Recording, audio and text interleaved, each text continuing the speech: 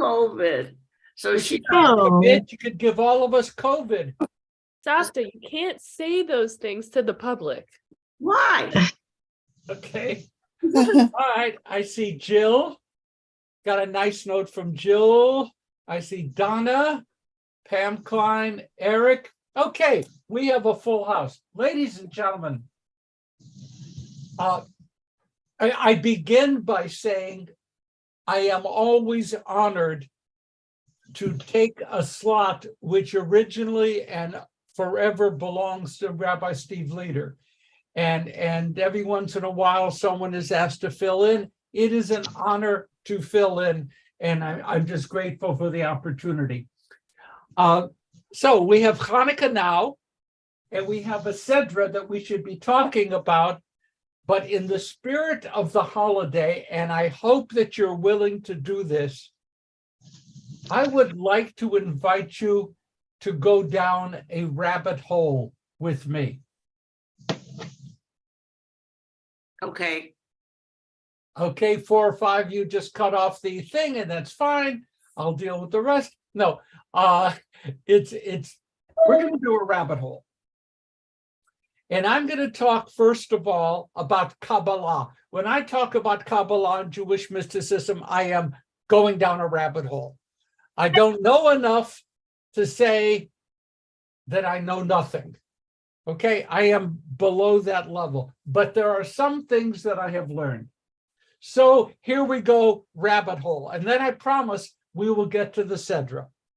Rabbit hole. According to the Kabbalah, according to Jewish mysticism, every month of the Jewish calendar year has its own spiritual nature. That's the assumption. Every month has its own unique spiritual character. So, for example, the month of Nisan derives its spiritual character from, do you want to guess? Nisan. Hanukkah. Donna? Oh, yes, you do. Yes, you do. Well, Hanukkah. yeah, I guess. I honestly don't know. Passover. Hanukkah's in Kislev. Okay, Passover. Lamb. Passover. Yeah, I mean, okay, I threw that at you. There you go. Okay. Purim is in the month of Adar. Adar gets its spiritual character, according to the Kabbalah, from Purim. Nisan gets its spiritual character from Passover. According to the way the Jewish mystics view the calendar year, I picture it as a series of little balls in a chain, like could be a bracelet or a necklace. And each ball, one of the balls, 12 of them all, each has its own spiritual nature, character, but each ball is connected to every other ball, and there's cross influence. Though each month's character is unique, the preceding month gives the incoming month a blessing. Month to month, influencing an entire year. The Kabbalistic view is that's also true of human character. One aspect of our character impacts upon the other. It keeps impacting in a circle, and that makes up who we are. Why am I talking about this? Why the rabbit hole? Because this Shabbat is Mavarchim HaChodesh. This Saturday, we bless the incoming month. Okay? And so there are special readings and things go on. The new month is Tevet. The month that preceded it is Kislev. Now, stick with me. We're in a rabbit hole. Hanukkah begins in Kislev and ends in Tevet. It's the only event like that in the calendar year. So we have the principle that each month has its own spiritual character, and each month blesses the month to come. This Saturday, we will be blessing the month of Tevet. But Tevet begins already while Hanukkah is underway. So the Kabbalah and the mystics believe that there is something about the way Hanukkah influences both months. That the spiritual character of Kislev, beginning Hanukkah, Tevet, ending Hanukkah, interact. So, the mystics teach, as Hanukkah begins with almost total darkness, broken only by the light of the single candle. Yes, I know we light the shamas as well. Okay, give me that. But the light of the single candle, and ends with the blazing light of 8 candles, plus the shamas in the Chanukiah. So Kislev, that's the beginning month. Kislev's spiritual character is marked by struggle. And Tevet's spiritual character is marked by celebration and hope. Here's the lesson. In order to deal with the struggle of the beginning of Hanukkah, the one candle against the darkness, one is supported by dreams of the future celebration when the Chanukiah is ablaze. And the dreams of celebration when the Chanukiah is ablaze are made more meaningful by remembering the struggle that we go through to reach this point. When we look at the Chanukiah and we see the one candle, we know that soon enough there will be 8. The darkness will be driven away. And the mystics believe that that is a huge lesson for life. When you're in darkness and you're in struggle, and there is only one candle lit that gives you any degree of hope, remember, at the end of the process, there will be 8 lights blazing. And when the 8 lights are blazing and we're filled with latkes and sufganiyot and the donuts and all those good things, success, the brilliance of the light, the celebration of achievement is made richer because we know that it all started out with one candle against the darkness. Right on, Rabbi. So yes, Steve, I'll be with you. This is the rabbit hole. This Shabbos, we bless the incoming month. Hanukkah overlaps, reminding us of suffering and celebration. Steve. Were these Kabbalistic teachings much later in history than the debate about whether we should go from 8 candles to 1 or 1 to 8? Probably 400 years later. Oh, Steve, forgive me. I mean, that's a rough a rough thing, but Okay, yeah. but it is later. Okay. Yes, definitely later. Definitely later. So, in a way, knowing that it's Shabbat Mavarchim HaChodesh, this is the time when we bless the new moon. I wanted to give you this as a present, as a Hanukkah present, because I think the message is very powerful. The message is very powerful. And we do that. I'm ready now to go to Genesis chapter 37, verse 15. The Sedra is Vayeshev. Vayeshev, that Sedra begins Genesis 37:1, but we're going to go to 37:15. Are we okay? Any questions? Holding together? Fine. Crawl back out of the rabbit hole and come back into the real world. So we have this kid, Joseph. Would somebody like, just by raising your hand, to tell me a little bit about how we understand Joseph? Describe Joseph for us. Donna.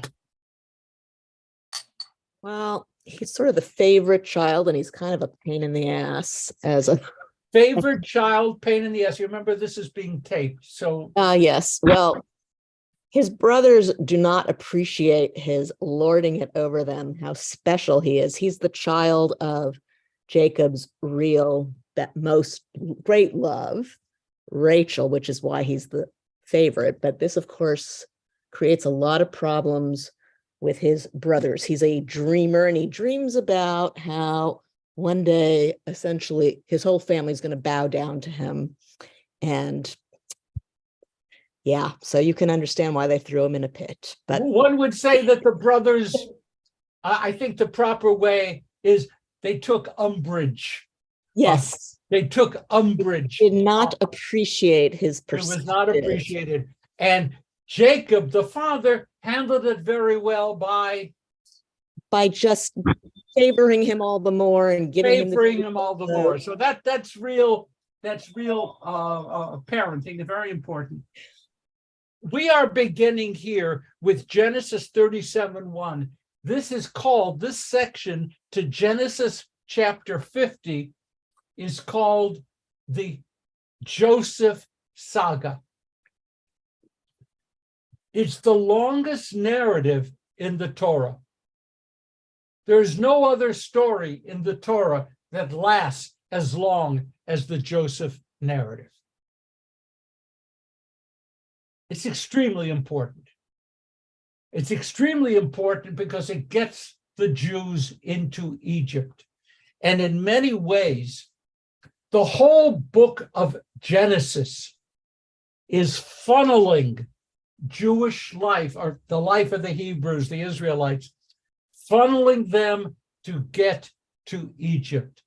Because for all intents and purposes, the Jewish Israelite Hebrew, the Jewish story begins with chapter 1, verse 1 of the book of Exodus.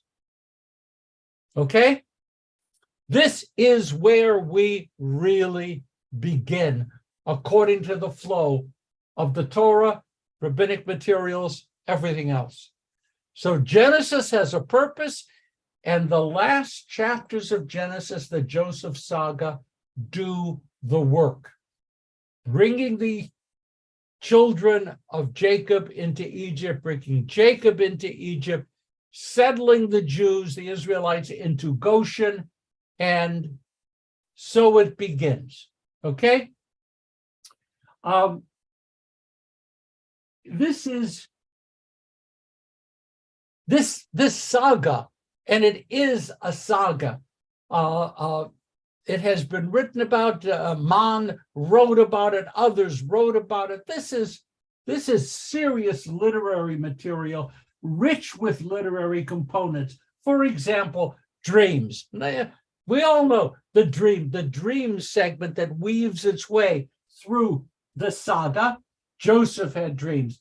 Pharaoh had dreams. The butler and the wine steward had dreams everywhere, and interpreting dreams and following the path. If you're enjoying the dreams, then they throw in attempted fratricide, the joy of killing your brother.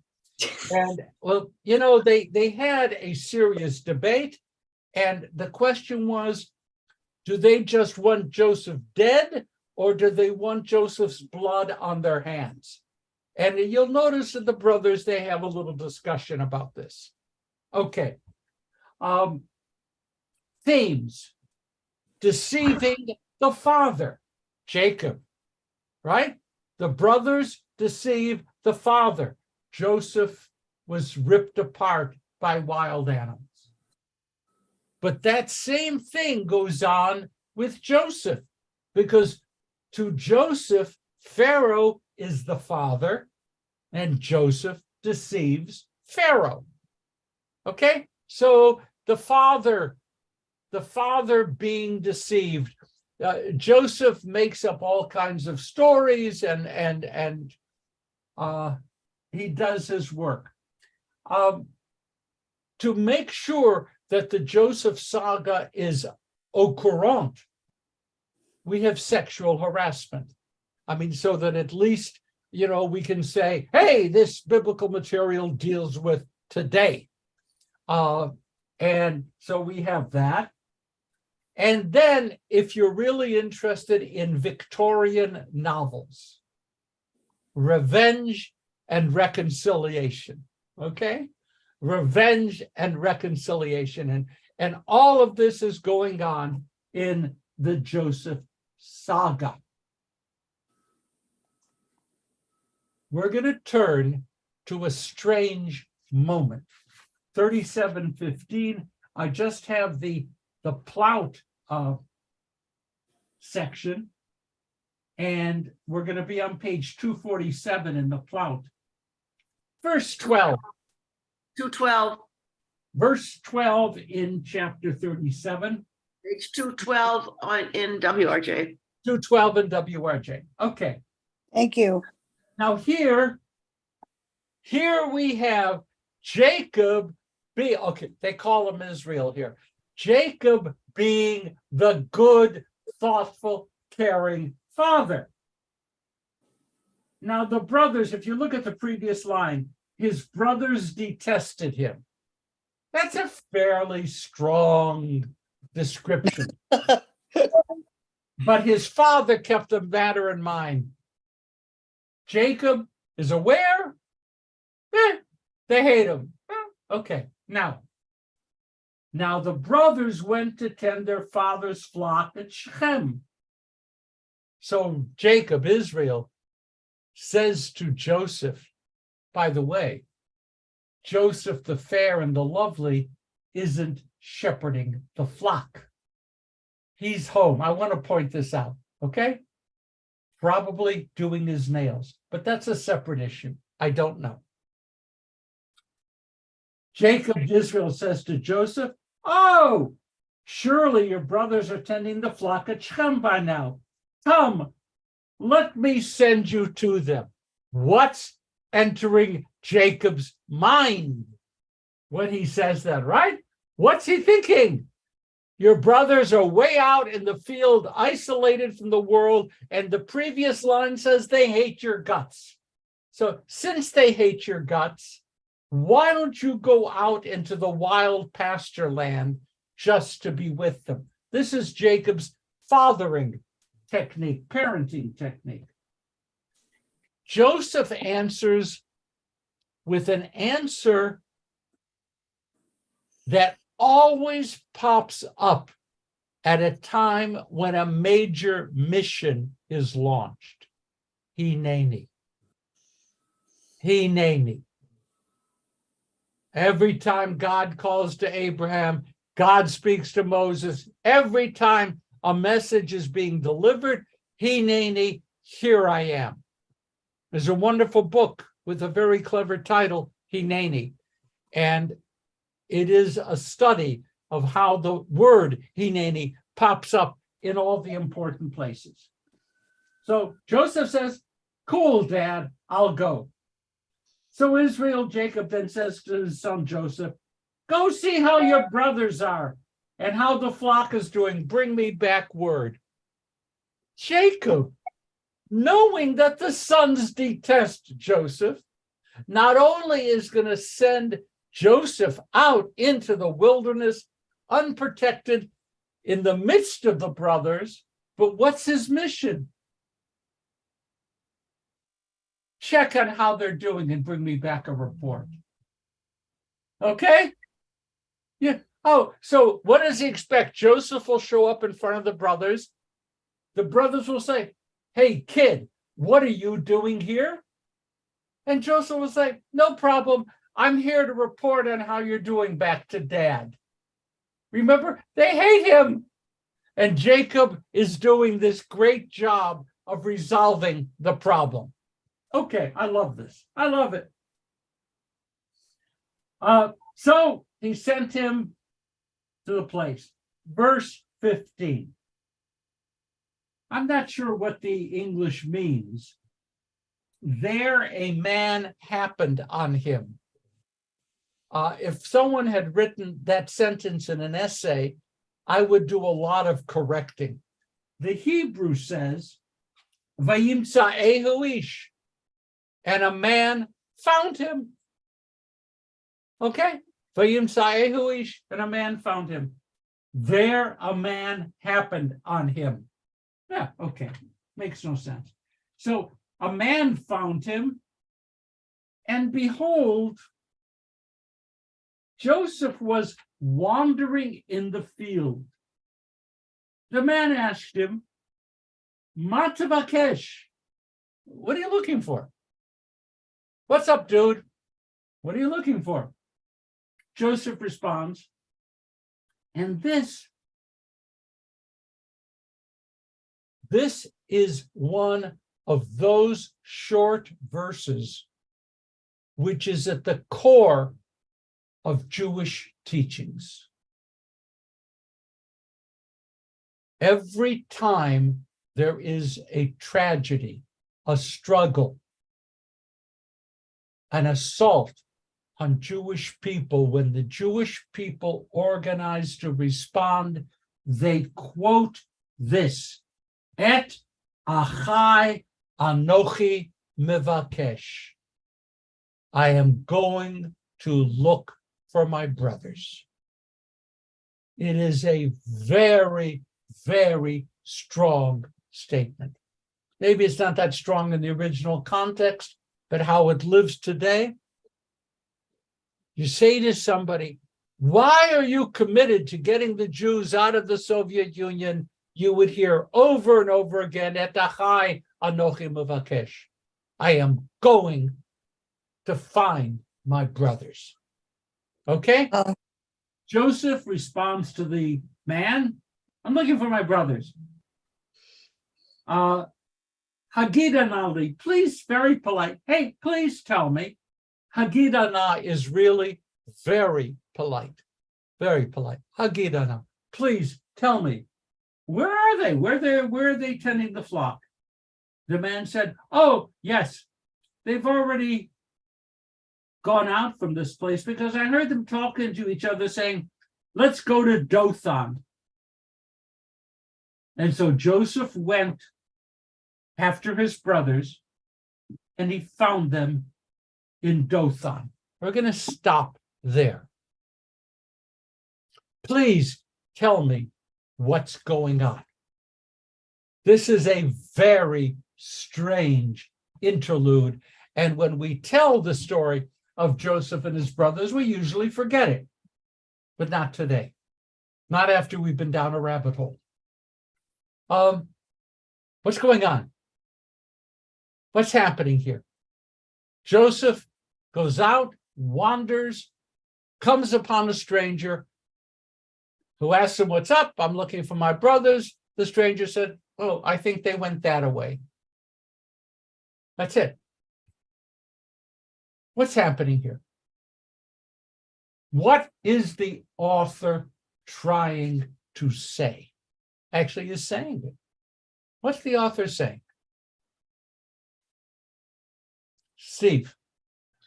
Presumably that there is a master plan and some sort of conspiracy that's going to make sure Joseph does what he needs to do for the history that God has planned. Yes, thank you. Donna? Other Donna. Oh, Good. I believe it's just, oh, me, or, okay. I believe it's because they're gonna beat up on Joseph and they're gonna be left by the way, and then the caravan's gonna come. And this is all just part of the process for him to go to Egypt and save Israel. We call this the operation of divine providence. And that's how the rabbis work it. They don't, when the rabbis read, Vayimsaehu ish, a man found him, they immediately connect with Jacob and the angel. Okay? This is what the rabbis do with this. Just as the angel, later the wrestling, right? Just as the angel came upon Jacob and the process continues, so now, who is this Ish? The rabbis say he's a malach. He is a messenger. He is an angel. He has come. His only function is to keep the story moving so that Joseph does what he needs to do. He has to show up for the brothers so that they can get Joseph into Egypt. Okay? And That's how this guy knew who, I'm sorry? that explains how this guy knew who Joseph was and who his brothers were, because I was questioning. Yeah, right on. That's kind of a pretty good question. You bump into a stranger in the middle of the field and say, hey, dude, I'm looking for my brothers. They went that way. Okay? Except he's an angel. This is how the rabbis read. And again, in Hebrew, very interesting. The word for angel and the word for messenger is the same word. Malach, mem lamed aleph chaf sofit. Yep. Malach. Mi melech malache hamlachi. Makad, right? And the lachadodi, malache hamlach. The angels, right? So this guy is not only an angel, but he's a messenger angel. And his job is to act in the name of providence. So Rashi says, who is he? Rashi knew exactly. This is the angel Gabriel. How Rashi knew which angel? He's Rashi, but that's okay. Ben, please.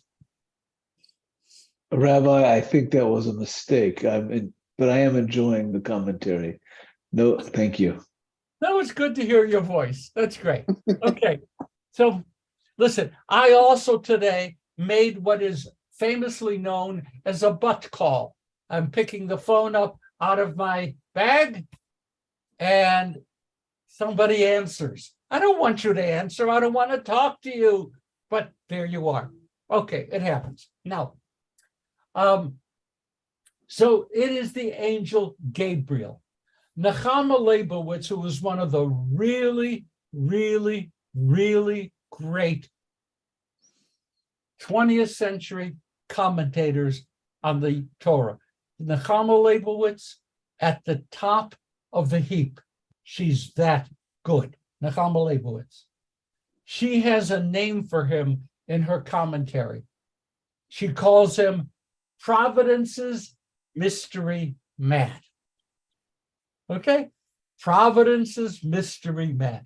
That's who he is. Joseph goes out in the field and encounters Providence's mystery plan. This individual sets God's plan into motion.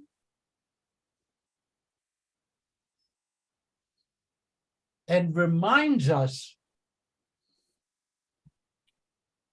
that if we harbor the strange notion that we are in any way in control of our lives, smirk, smirk. I'm glad you feel that you have even some control of your lives, but from the rabbinic perspective, it's all part of divine providence.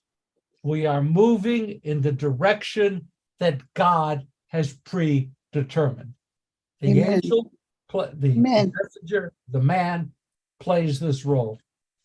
Remember, most of you have studied this with me, so I'm going to say remember that in the original covenant God made with Abram, the covenant which is known as the covenant between the pieces, Brit Ben Habatarim. In that original covenant, God says that the people of Abram are going to have what will turn out to be a 400-year sojourn in Egypt. Okay? Once again, I love hearing my voice. Once again, you have Genesis pushing us into a funnel. The writer who told the story of Abram and the covenant with God, you guys are going to Egypt. Joseph, the man, you're going to meet your brothers in the field. You're going to get sold to Egypt. Boom. And then at the end of it all, we are in Egypt, and the story of the birth of the Jewish people begins. It all begins. We could take this person and say that the person is really Joseph's inner self. That the person is saying to Joseph, you don't want to find them, but you're supposed to, so go do it. So whether we have the man being a man, the man being an angel, the man being Joseph's inner voice, they're all going to say the same thing. Find your brothers, because that's what's meant to be.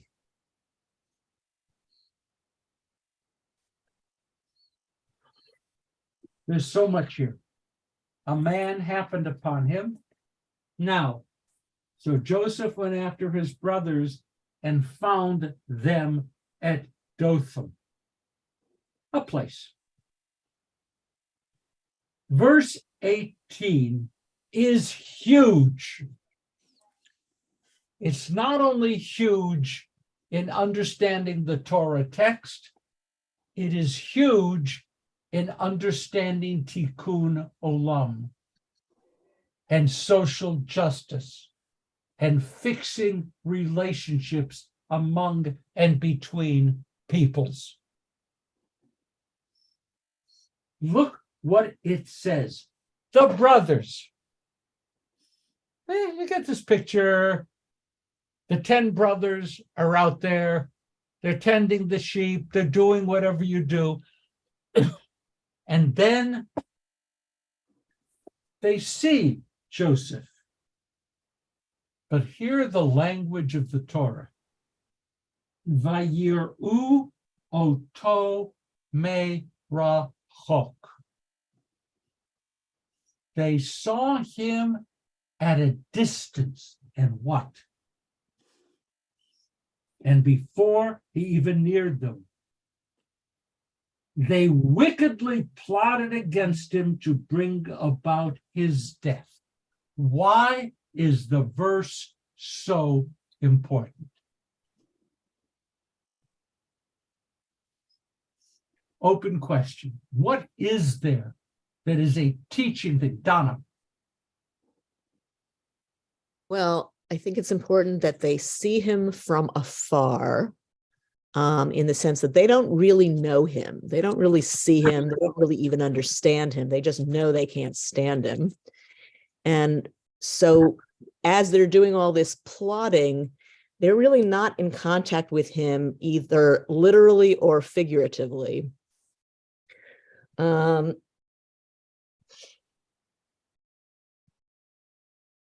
like what you said. Okay, but let's pursue that. Okay. Let's pursue that. Any other comments on this, Steve?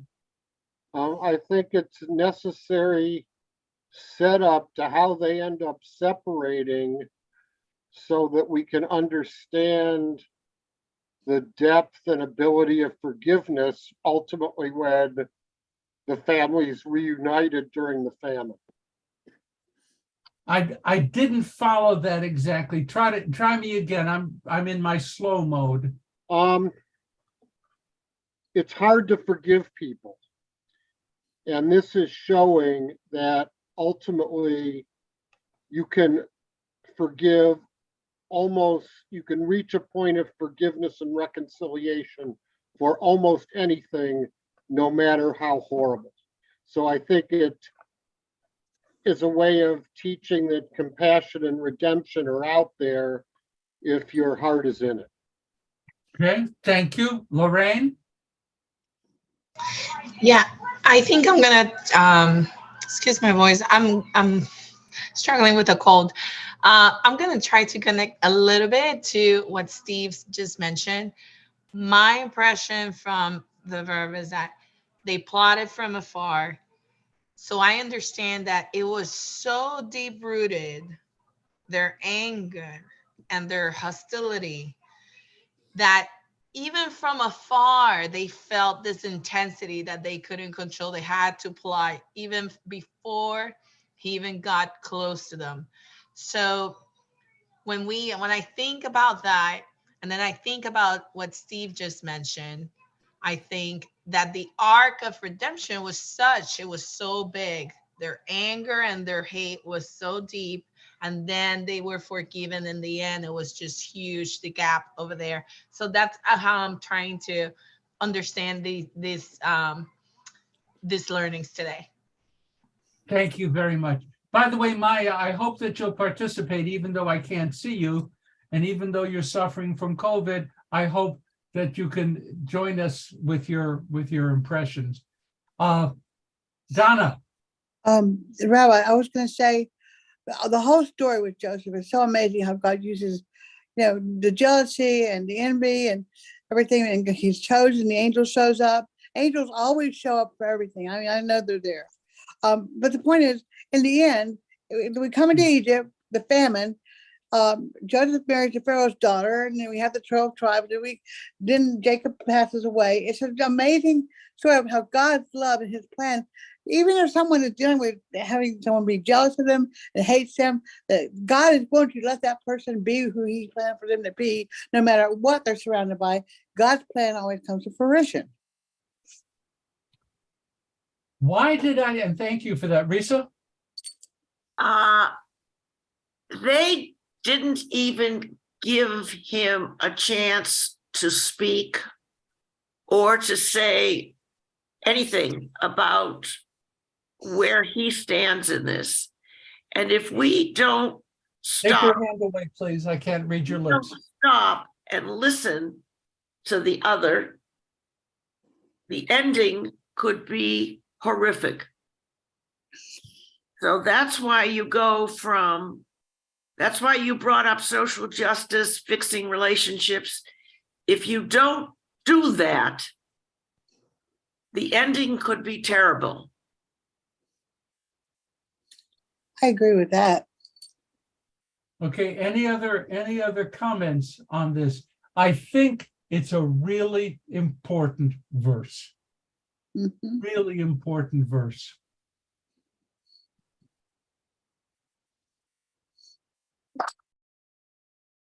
Separation makes hatred easier.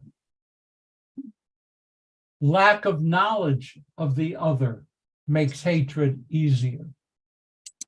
Not hearing the other, and I don't just mean, hello, but hearing what the other is interested in saying, caring, concerned about, whatever it is, leads to serious alienation and trouble. They saw their brother from afar, and the rabbis were clear, if they had seen him up close, the outcome would have been different. Okay? And all of those groups that exist in our city, in our state, in our country, in our world, that try to bring people together, they're on the right track. When you bring teenagers who are Israeli Jews and Israeli Palestinians together, you may not solve the problems of the world or of Israel or of anything, but you're going to break down some barriers. That's a good thing.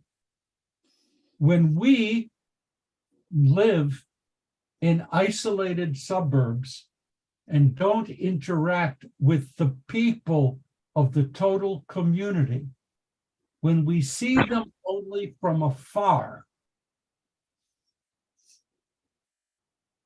it's easier, maybe not to hate them, but it's easier not to care. Easier not to care. Okay, please, Cindy, and then Maya. Why do you think that sibling rivalry, especially among brothers, is such a recurrent theme? It starts with Cain and Abel, and then with Isaac and Ishmael, and at every generation, they've got problems. If they had more stories in there about sisters, they're probably, I don't want to prejudge it, but I would suspect, you say sibling refers to them, but my first response is Rebecca and Leah had issues, but we don't. She didn't try to kill her. Well, and a little jealousy. What's that between two sisters? But you're right. Sibling rivalry and primogenitor rivalry are throughout the book of Genesis. That is to say, trying to overthrow the older one, the one who should have inherited whatever, and rivalry among brothers. Why is it there? Cindy? It's not a good example for us. Is it to show people are flawed? I hate my brother, just the way it says in the Torah, right? Yeah, I mean, that's a pretty miserable example. Cindy, I can't answer the why they have chosen to tell the story, except that when I read the story, it doesn't sound strange. That is to say, it's real. And sometimes you read stories about brother, sister, brother, sister, mutually supportive and loving and caring all through life. And sometimes we read those stories because they're unusual. It's like, oh, what's great. I mean, she cared for him and or he, her, whatever.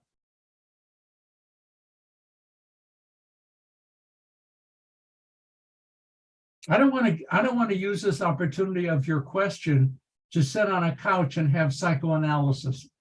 Enough of that. On the other hand, my relationship with my sister was not unmarked by that, by rivalry. It's not strange to me. And it represents, the whole idea of a family unit, different people coming together, being told to like each other and to care for each other. It's not always the most natural thing. Cindy, I'm sorry. It's a great question. It's there. Rabbi, may I say something, please? Please. Wilshire Boulevard Temple is the best example I know. I'm sorry, I can't hear you. Okay. Wilshire Boulevard Temple is the best example I know of loving and caring. We all are flawed, we're all fallen, but that's why I come to the temple, because I've never been mistreated there. And there's so much love there. And it's really healing for me. And I'm dealing with these, well, all you we're talking about with Joseph. Yeah, I've been dealing with that, but the music is going to heal my family and all the families across this country. Hopefully, if this little dream I've got comes true, God willing, a lot of people will be healed, because coming back together and forgiveness is how we heal one another. That's the story of Joseph. And I think that one of the primary functions of a healthy synagogue is to creating that kind of community, family-based bed. Thank you, Rabbi. Quite a lot to think about, but just as I think about family and sibling rivalry, or even rivalry, or strong feelings about our parents, and it can be the range: love my parents, hate my parents. One can. Certainly, it's a real life phenomenon that existed, I would assume, since the Torah was written. And it reminds me of that old saying, one can pick our friends, but we can't pick our family. Right. And so, yes, we have some DNA programmed in us to have feelings and relationships with our families, but you don't necessarily have to like them.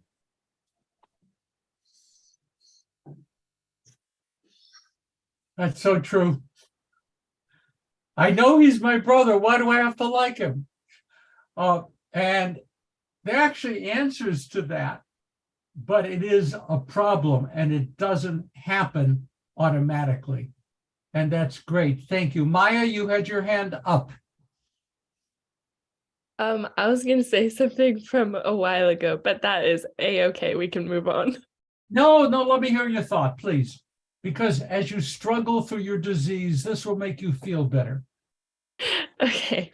I was just going to refer to when we talked about how they were able to conspire to kill Joseph from afar, and the idea of applying that to today, where we can see that a lot in social media and in conversations of conspiracies, in which when somebody is alone and of self-esteem, the only way that they can attack those that they fear is from behind a screen or in a social media post or in the little nooks and crannies of their journals. And the second that they find somebody else who can share their thoughts with them, they have a higher sense of esteem and they're able to attack in groups. But that fear and that anger starts from as far away from the enemy as possible and slowly builds towards action, as opposed to action comes first and consequence later. That's all I was going to say. Yeah, I'm watching people's reaction to what you said, and I get some sad shaking of the head, like, yeah. That's what we have right now with Harry and William are in the news every day, and they're fighting. Yep. I mean, it's all kinds of stuff. But what goes on with social media and the curtain of anonymity, which it allows to be drawn over the attacker. And therefore, you can hate safely from afar. I don't know what we can do about it. I really don't, except maybe to bankrupt Elon Musk, which, would be a good. I feel very sorry for Mr. Musk. I just read yesterday that he has been dropped. He is now only the second richest person in the world. And there's a head of a French LMVH or something, a French conglomerate, a lot of jewelry and perfumes and stuff, luxury goods, has taken the place. So from there, it's only downhill. Where do you go from being number one? Number two, number five, number seven. Maya, thank you. Steve? To talk about you can choose your friends, but not your family, there is another side to that coin. And while it may not be 100% true, one of the definitions of family is the only place you can go where they can't throw you out. So there is something else, and I think it's that closeness where people are freer with one another, which also may bring out some of these jealousies and conflicts. Yeah, unfortunately, Steve, in my work, I've dealt with families who do indeed choose to throw somebody out.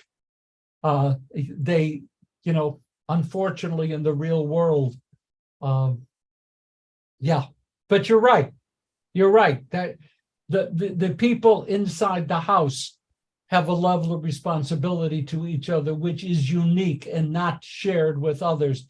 My point at the beginning remains that we can't fix the things that rip our society apart unless we provide each other with an opportunity to at least see each other up close. And I guess that's why this verse, they saw him from a distance and they plotted to kill him. Wait, they said to one another, oh, here comes that master of dreams, Baal HaChalomot, the master of dreams. Let's kill him and throw him into one of the pits and say a wild animal devoured him. And then they have this conversation. I love it. Steve, it's a family conversation. Let's not strike him a mortal blow. In other words, no blood on our hands. Reuben said, don't shed blood. Throw him into the pit. Don't touch him. This is what we call a lovely family conference trying to deal with a shared problem. Do we murder him now or just throw him in a pit? Rashi is not going to let them off. Rashi says, yeah, the guys who said we'll just throw him in a pit, that pit wasn't empty, said Rashi.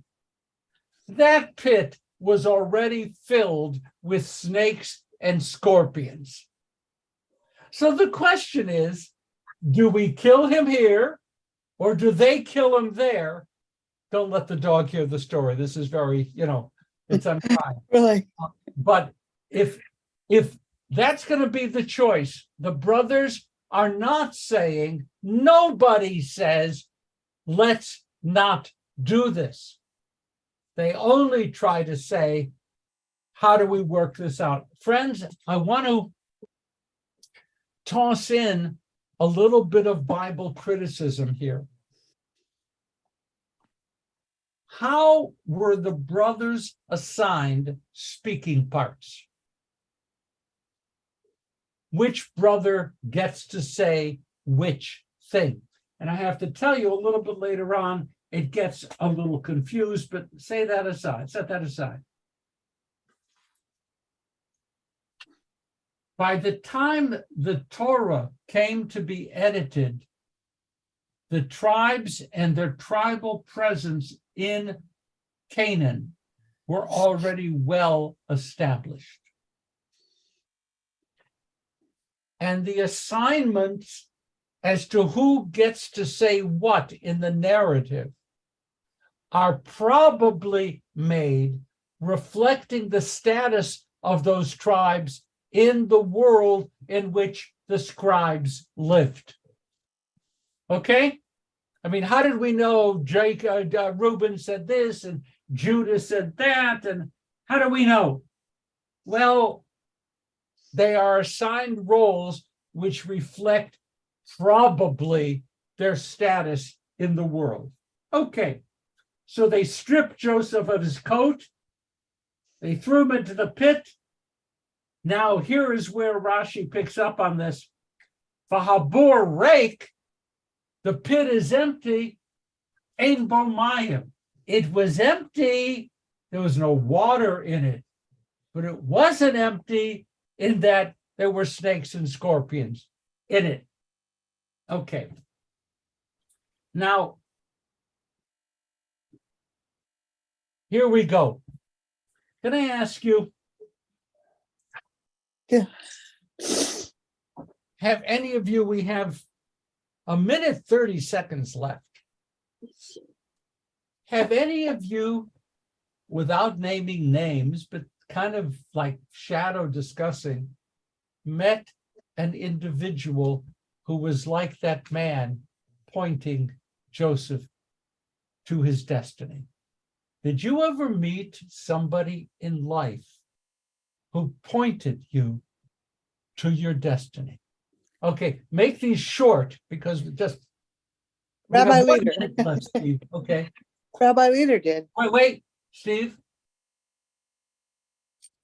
I was gonna say, didn't point me to my destiny, but we were driving along my hubcap and the pouring rain flew off into a field and some guy came in out of nowhere and brought the hubcap to our car.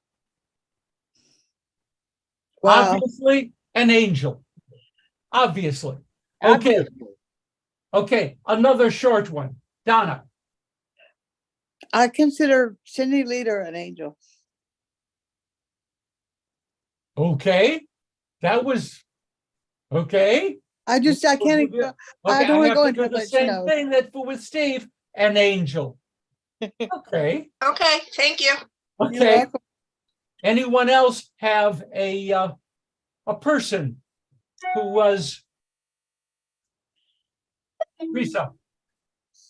Don't name me Risa because it's too obvious. The guy, what'd you say?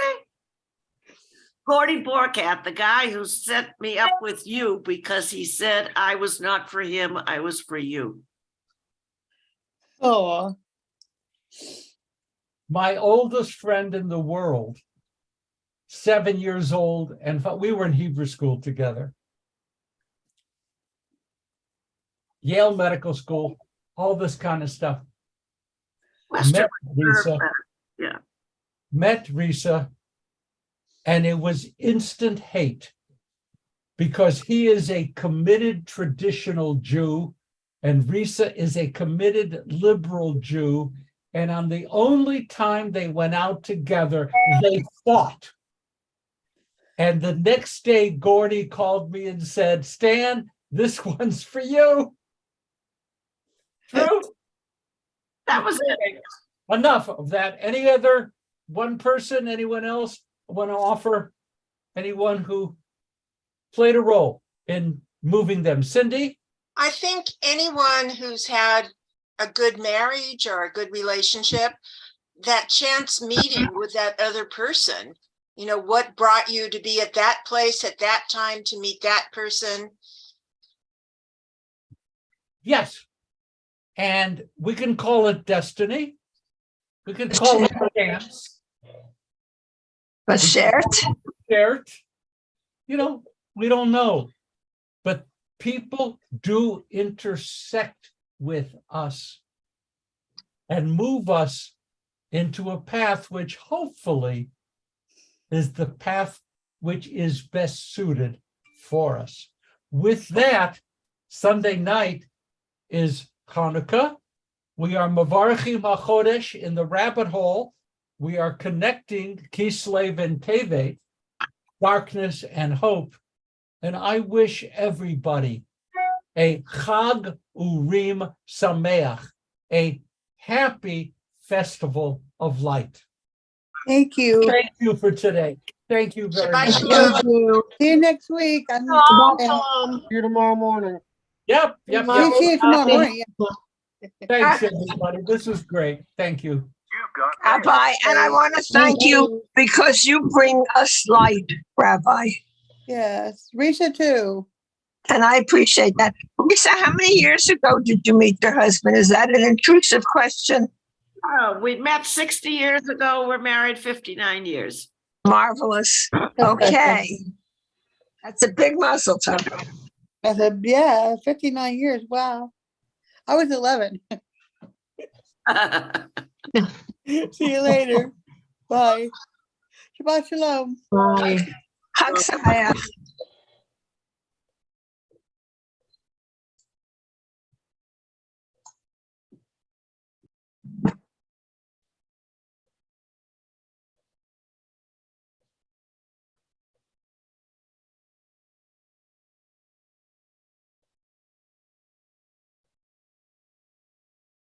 Donna?